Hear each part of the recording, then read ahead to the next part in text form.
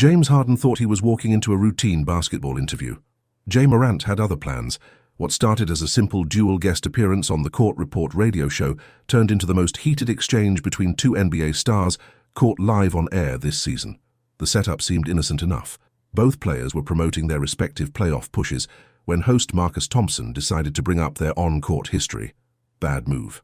Within seconds, the temperature in that studio went from 0 to nuclear, and listeners across the country were glued to their radios as two of the league's biggest personalities went at each other's throats. This wasn't scripted drama or manufactured beef for clicks. This was raw, unfiltered tension that had been building since their last playoff encounter, finally exploding in real time. Harden's calculated trash talk met Morant's youthful aggression head-on, creating a verbal boxing match that had the radio hosts scrambling to maintain control. The audio clips are already breaking the internet, but the full story goes deeper than what made it to social media. Behind those explosive exchanges were months of brewing resentment, playoff disappointments, and two completely different approaches to leadership that were bound to clash eventually. What you're about to hear isn't just another celebrity feud. It's a window into the competitive fire that drives elite athletes, the psychology behind trash talk, and how quickly respect can turn into rivalry when pride is on the line. The hosts tried to play peacekeeper, but sometimes you just have to let the fire burn. Neither player knew they were walking into a trap that would define their relationship for years to come. The recording is already legendary, but the aftermath reveals even more about what really happened when the mics went hot. Have you ever witnessed a live argument that got way more intense than expected? Drop your wildest story in the comments. The spark that lit the fuse.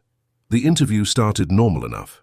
Marcus Thompson and co-host Sarah Chen were running through standard questions about playoff preparation when Thompson made what seemed like a harmless observation.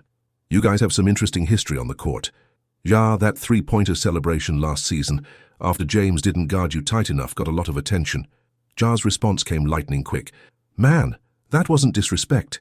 That was just facts. When someone gives you space like that in crunch time, you take it and let them know about it. That's basketball. The studio got quiet. Harden, who had been scrolling his phone, looked up. Space? Bro, you were 4 feet behind the line. That's not spacing, that's desperation shooting. You made one shot and acted like you won a championship. That's when the energy shifted completely. Ja leaned forward in his chair. Desperation? I dropped 38 that night while you were hunting fouls instead of buckets. But hey, different approaches, right? The hosts tried to redirect, but Harden wasn't done. 38 in a loss, though. See, that's the difference between putting up numbers and actually winning games that matter. I've been carrying teams to the playoffs since you were in high school. Carrying teams? Ja's voice got sharper. Which team was that? The one that choked a 3-1 lead or the one that traded you because you quit mid-season? Because I'm confused about all this carrying you're talking about. Sarah Chen jumped in. Guys, let's keep this about basketball. This is about basketball, Harden cut her off. It's about young cats thinking one good season makes them legends. You haven't seen real playoff pressure yet, kid. The word kid hit different. Ja's entire demeanor changed. Kid, I'm leading my team to the playoffs while you're ring-chasing and complaining about not getting calls. But sure, tell me more about pressure from your spot on the bench during fourth quarters. Marcus Thompson tried damage control. All right, let's pump the brakes here. Nah, we're good, Ja said, but his tone suggested otherwise. James wants to talk about pressure and carrying teams. Let's talk about how many times he's actually shown up when it mattered. Because from where I'm sitting, all I see is a lot of stats and not a lot of hardware. The tension was thick enough to cut with a knife. Both players were leaning forward now, the friendly interview completely forgotten. Who do you think crossed the line first? Ja with the playoff comment or James with the kid remark? Harden's calculated counterattack. James Harden had been in the league long enough to know when someone was trying to get under his skin, but he also knew how to return fire with surgical precision. His response to Ja's hardware comment was delivered with the cold calculation of a veteran who'd been through every type of media circus. Hardware? Harden's voice got eerily calm. You mean like MVP awards? Like being the scoring champion 3 times? Like actually making it past the second round more than once? He paused, letting that sink in. Because last I checked, one conference finals appearance doesn't make you the face of anything except maybe inconsistency. The hosts exchanged worried glances. This was spiraling beyond their control, but the ratings were probably through the roof. Ja fired back immediately. At least I didn't have to team up with 2 other superstars and still find a way to choke. You had Kevin Durant and Kyrie Irving. And what happened? Chemistry issues, right? Seems like a pattern with you, James. Chemistry issues? Harden laughed, but there was no humor in it. Son, I've adapted my game for every team I've been on. You think leading the league in assists while still dropping 25 is easy. You think being a floor general while carrying offensive loads is something you just stumble into. Floor general? Ja's voice cracked with disbelief. Dribbling the ball for 18 seconds and then either shooting a step back or hunting a foul call isn't being a floor general. That's being selfish with extra steps. Marcus Thompson tried again. Let's redirect this conversation. No, let him talk, Harden interrupted. This is educational. Yeah, you want to know what being selfish really looks like. It's putting up highlight dunks while your team misses the playoffs. It's caring more about SportsCenter top plays than team wins. It's thinking you're ready to lead when you can't even get your own teammates to buy in consistently. The accuracy of that hit was visible on Ja's face. His jaw tightened. My teammates buy in just fine, Ja said slowly. We made the playoffs as a young team while you were demanding trades and throwing teammates under the bus in press conferences. But keep talking about leadership while hiding behind screens and referee calls. Hiding? Harden's composure finally cracked slightly. I've been the primary option on championship contending teams. You've been the primary option on what exactly? One good season? Come back when you've sustained excellence for more than a year. The silence that followed was deafening. Both players stared at each other across the small studio table. Do you think Harden's experience argument holds weight, or is Ja right about adapting to the modern game? The nuclear exchange.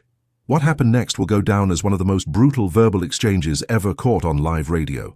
The hosts had lost all pretense of control, and both players seemed determined to land the knockout blow.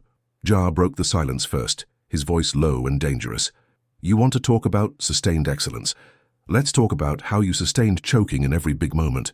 Game 6 against the Warriors, when you went 2 of 12 from 3. Game 7 against the Spurs, when you disappeared completely. That's your legacy, James, showing up in the regular season and vanishing when the lights get brightest. Harden's response was immediate and vicious. At least I got to those Game 6s and Game 7s. At least I earned the right to fail on the biggest stage. You're talking trash about playoff moments you haven't even experienced yet. You're critiquing performances in rounds you haven't reached. Haven't reached? Ja's voice went up an octave. We were in the Western Conference Finals. We beat your team to get there.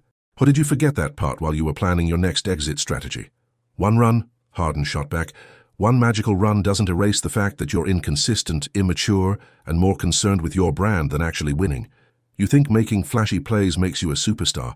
I was dropping 50-point triple-doubles while you were still figuring out how to shoot from NBA range.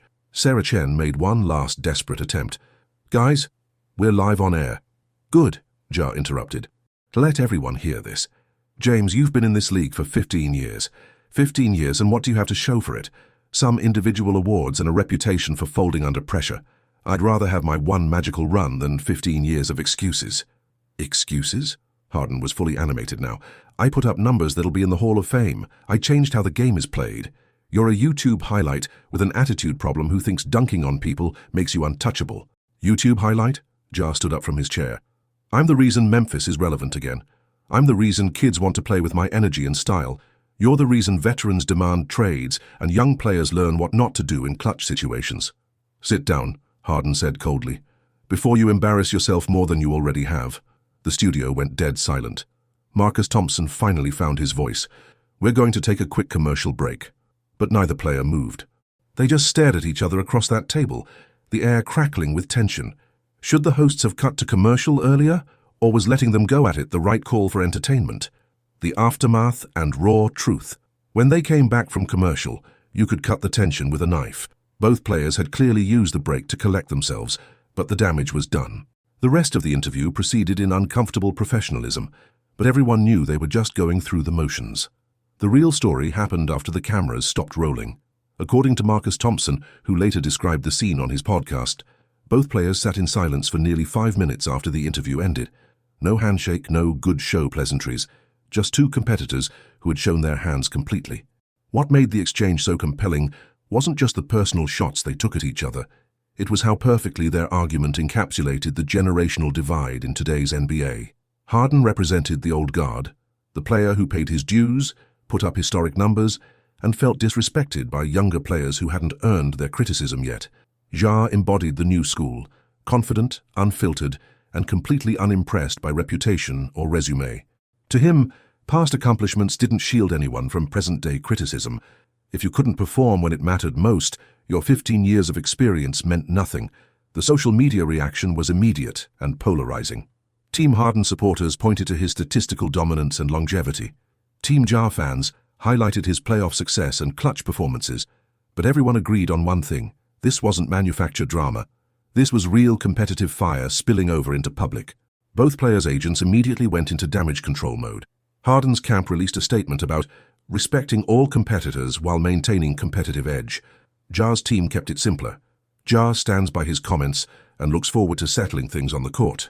The NBA office even issued a quiet warning about maintaining professional conduct in media appearances, but the horse was already out of the barn. The audio clips were everywhere, dissected and analyzed like the Zapruder film. What emerged from all the noise was a deeper truth about modern NBA culture. The line between confidence and disrespect has become increasingly blurred, and social media amplifies every slight until minor disagreements become major feuds. Do you think this kind of public beef is good for the NBA's image, or does it cross professional boundaries? The immediate aftermath of the radio confrontation sent shockwaves through NBA circles that are still being felt today. Within hours, every major sports talk show was playing the audio clips, and analysts were choosing sides like it was a presidential election. Stephen A. Smith dedicated an entire first-take segment to the exchange, calling it the most authentic moment in sports media this year. Skip Bayless, predictably, used it as ammunition for his ongoing criticism of both players' championship credentials. But the most interesting take came from Charles Barkley, who simply said, "Good. These guys should hate each other. Competition is supposed to be personal." The players themselves had to deal with immediate consequences. Both teams' public relations departments worked overtime to minimize potential league discipline. Teammates were asked for comments, with responses ranging from diplomatic support to carefully worded neutrality. More importantly, the confrontation changed the dynamic between their respective franchises. What was previously just competitive rivalry now carried personal animosity that made every future matchup must-see television. Ticket prices for their next head-to-head game jumped 30% within 48 hours of the interview airing. The psychological impact on both players became evident in their next games. Harden, typically stoic, played with visible edge and intensity that reminded everyone why he was once considered unguardable. Ja, meanwhile, seemed to channel the controversy into his most complete performance of the season, dropping 42 points and 8 assists while making several spectacular plays that felt like direct responses to Harden's criticisms. Sports psychologists had a field day analyzing the exchange.